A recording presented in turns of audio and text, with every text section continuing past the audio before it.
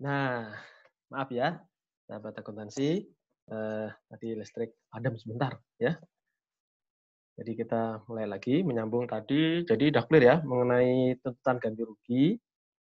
Jadi tiap akhir tahun kalau piutang tuntutan ganti ruginya itu piutang jangka panjang, maka di tiap akhir tahun kita melakukan jurnal reklasifikasi, itu dari sebagian piutang jangka panjang yang kira-kira akan jatuh tempo 1 tahun mendatang berapa, itulah yang akan kita reklas menjadi bagian lancar. Nah, kebetulan karena ini memang cuma 1 tahun, kemudian di akhir Desember masih ada sisa sekian bulan, ya kita reklas saja bagian lancar, piutang TGR pada piutang TGR senilai 3 juta. Baik, ini tadi neraca parsial udah gampang ya. Berarti di neraca parsialnya tinggal bagian lancar piutang TGR sebesar 3 juta. Kalau ada penyisian, nah ini kan penyisiannya nggak kita tanyakan, karena kita belum tahu kebijakan. Oke, kita lanjut ke soal nomor 3, pendapatan hibah langsung. Jadi yang namanya hibah langsung itu adalah hibah yang langsung diterima oleh KL. Tidak melalui mekanisme BUN yang rekening khusus, RKUN, pembayaran langsung, pembiayaan pendahuluan, maupun pakai LC. Tidak melalui itu, tapi langsung diterima oleh KL. Dan ini biasanya di tahun sebelumnya belum ada naskah perjanjian hibahnya. Kayak seperti sekarang ini kan, zaman COVID ini kita banyak menerima hibah mungkin aja dari pemerintah asing maupun lembaga-lembaga internasional. Nah, itu biasanya langsung diterima oleh misalkan langsung diterima oleh Kementerian Kesehatan. Maka disinilah ya pentingnya akuntansinya di sini ya. Bagaimana kita menjagai aset negara yang diterima langsung oleh KL-KL yang. Nah, yang pertama ini hibah non tunai. Non tunai itu bisa berupa barang, bisa juga berupa jasa ya. Kebetulan di sini soalnya saya kasih semuanya berupa barang. Tanggal 20 Januari maupun tanggal 24 Februari itu semuanya enggak, 20 Januari itu nih, ini hati-hati ya. 20 Januari itu hibah dari salah satu organisasi dunia. Kalau dia hibah dari lembaga internasional, maka kita terima hibah langsung. Peralatan mesin pada hibah langsung yang belum disahkan. Oke, gampang. Kenapa sih Pak namanya hibah langsung belum disahkan? Ya, supaya dia ada dorongan untuk melakukan pengesahan. Makanya dia dimasukkan dalam kelompok kewajiban, supaya dia punya kewajiban untuk melakukan pengesahan. Jadi nanti kalau di akhir tahun kok masih ada akun ini, bisa jadi teman BPK. Kenapa kamu nggak melakukan pengesahan segera? Kemudian yang 24 Februari ini dapat kendaraan, tapi dapatnya dari salah satu satker di lingkungan Kementerian Keuangan. Ini kan meskipun beda KL, tapi hakikatnya dia konsolidasiannya kan sama nanti di LKPP. Sehingga kalau ada kendaraan yang diberikan antar instansi pemerintah pusat itu bukan hibah, tapi namanya transfer. Nanti kita pelajari di pertemuan ke-9, sebenarnya ada lagi ya. Maka di sini peralatan dan mesin kreditnya adalah bukan bukan transfer masuk, bukan hibah langsung tapi transfer masuk. Ini misalkan tadi peralatan dan mesinnya belum diverifikasi ya kita tinggal tambahin aja peralatan mesin yang belum diregister. Ini juga gitu ya. Peralatan mesin yang belum diregister. Ini transfer masuk, masuknya ke LPE nanti ya. Ini masuknya ke LPE. Kemudian tanggal 14 Maret dapat bantuan dari Pemda. Nah, Pemda ini konsolidasinya beda sama kita sehingga dianggap sebagai entitas lain. Nah, itu kita bisa ngakui peralatan mesin pada hibah langsung yang belum disahkan. Jelas ya, bisa bedain antara hibah dan pertransfer masuk. Itu hibah tunai. Hibah non tunai. Kalau barang. Kalau jasa gimana Pak? Kalau jasa itu biasanya langsung kita akui sebagai beban. Kok bisa sebagai beban? Karena filosofinya jasa itu kan suatu hal yang tidak nyata, tidak kelihatan barangnya, sehingga kita anggap itu habis pakai. Jadi langsung kita akui sebagai beban. Gitu ya. Kenapa? Tergantung. Misalnya beban jasa atau beban apa. Ya. Dan ini kebetulan memang soalnya hanya di KL. Coba kalau saya tambahin nih, kalau dia menerbitkan SP 2HL, nanti dibales sama KPPN khusus pinjaman dan hibah SPHL. Maka jurnalnya gimana? Nanti kan berarti kan hibah langsung belum disahkannya kan dihilangkan menjadi pengesahan hibah. Pengesahan hibah langsung itu namanya ekuitas. Oke. Nah, sekarang hibah tunai yang diterima oleh KL. pertama menerima hibah tunai dari Australia. Oke, ini kas lainnya dari hibah yang belum disahkan. Jadi awalnya memang belum disahkan ya. 25 miliar. Kemudian hibah langsung yang belum disahkan. Kemudian melakukan permintaan pengesahan. Ya, ini permintaan pengesahan kita anggap sudah terbit SPHL ya. Maka jumlahnya hibah langsung belum disahkan pada kas lainnya di KL dari hibah yang belum disahkan dibalik ya.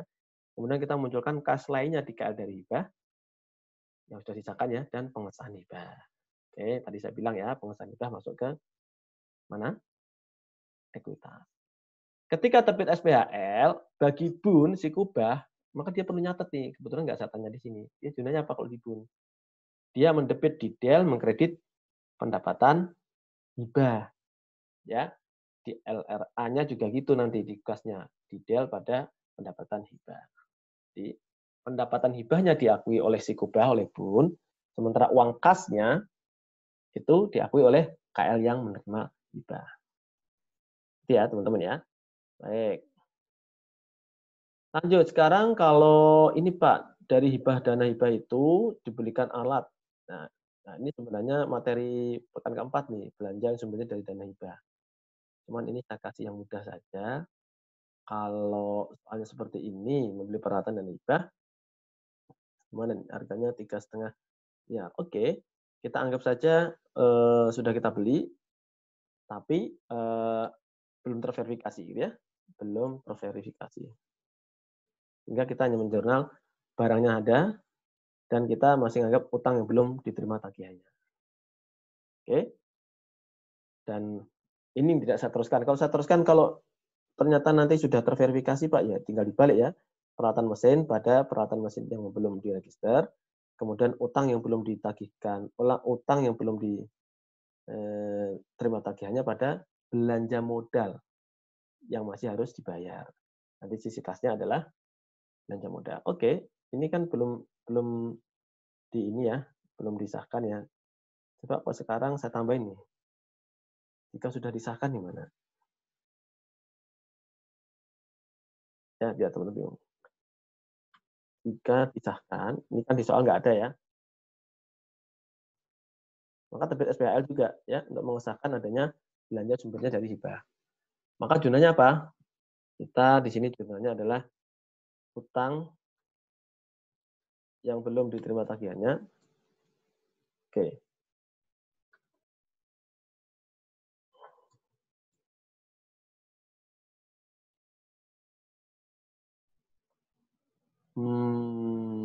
Enggak. Ini enggak. Ini bisa langsung nih. Ini bisa langsung kas lainnya di KL dari hibah. Oke. Kemudian ini berarti kurang satu lagi ya.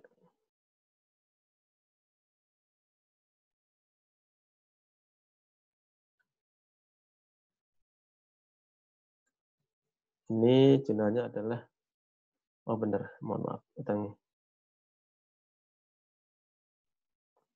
Di sini jurnalnya adalah belanja modal pada kalau gini ya. Nilainya berapa? 3,5 miliar. Loh, jadi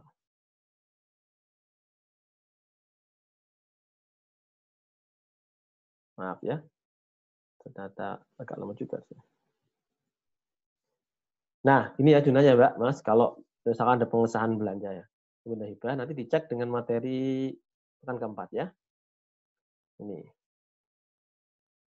Jadi nggak perlu belanja modal yang masih harus hibah itu kan kalau penerbitan SPM. Di sini nggak ada penerbitan SPM karena uangnya sudah dipegang oleh si KL. Tinggal pengesahan belanjanya saja ya. Oke. Baik, clear ya Mas, Mbak, kalau juga disahkan. Kemudian kalau ada pengembalian, pengembalian sisa dana hibah. Nah, ingat, hibah kalau menurut PMK yang PP yang masih berlaku sekarang, PP 71, maka hibah ini pendapatan yang non recurring kesalahannya ya. Hingga ini kebetulan dikembalikan di tahun yang berjalan, maka jurnalnya gampang. Kalau bagi KL berarti pengesahan pengembalian hibah pada kas lainnya di KL dari hibah. Karena kan dia nggak ngembaliin pendapatan. Yang dia kembalikan kan ekuitasnya ya. Ekuitasnya dibalik ini. Tapi dikasih kalimat lain, pengesahan pengembalian hibah ini akan menjadi kontra akun bagi pengesahan hibah langsung tadi ya. Yang sudah diakui sebelumnya ketika terbit SPHL. Kemudian mengkredit kas lainnya di KL dari hibah. Oke. Terus nih saya tanya nih, kalau misalkan ini dikembalikannya di ini kan dari pengambilan seperti ini, Bun kira-kira nyatetnya apa? Sikubah. Nah, sikubah dia akan mengoreksi pendapatannya dengan apa?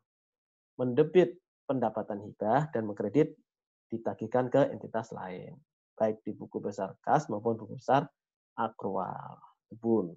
Oke. Kemudian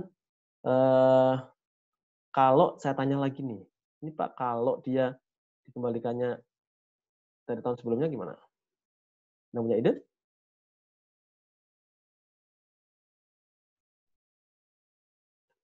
Jika dari TAYL, jadi ibaratnya dari tahun yang lalu, maka jurnalnya gimana? Kalau sesuai dengan PMK 212, dia akan sama ya, tinggal balik-balik gitu ya. Tapi kalau sesuai PMK 225 2019 yang menyatakan bahwa sepanjang belum ada koreksian atau revisi PSAP yang mengenai koreksi kesalahan, maka kita masih pakai yang sekarang ini, yaitu kita mengkoreksi ekuitas kan gitu ya. Ekuitas ini pada kas lainnya dikali dari hibah. Oke, ini aja ya. Kemudian nanti di BUN apa? Di BUN juga melakukan koreksi ekuitas pada tikel. Dan yang di buku besar kasnya ada nggak? Nggak ada, nanti urusannya siap ya. Oke, itu tambah dari saya. Kalau koreksi atau pengembalian pendapatan hibah dari tahun anggaran sebelumnya. Nah, bagian terakhir adalah pendapatan hibah bendahara umum negara. Ini yang mekanismenya ada 5 itu ya. Transfer ke rekening akun, rekening khusus, pembiayaan pendahuluan, kemudian pembayaran langsung dan mekanisme LC. Ini berarti yang ngelola langsung Sikubah. Taruhan nomor 1 nih, pemerintah langsung menerima bantuan alat kesehatan.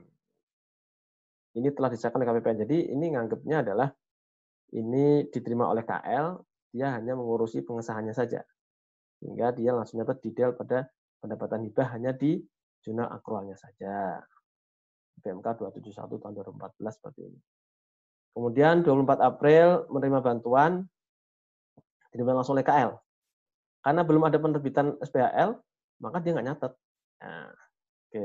2 Mei, KL penerima hibah mengajukan permintaan pengesahan dan dapat SPHL. Oke, barulah dia akan mengakui detail pada pendapatan hibah. Karena dia hibahnya hibah apa nih? Hibah tunai, maka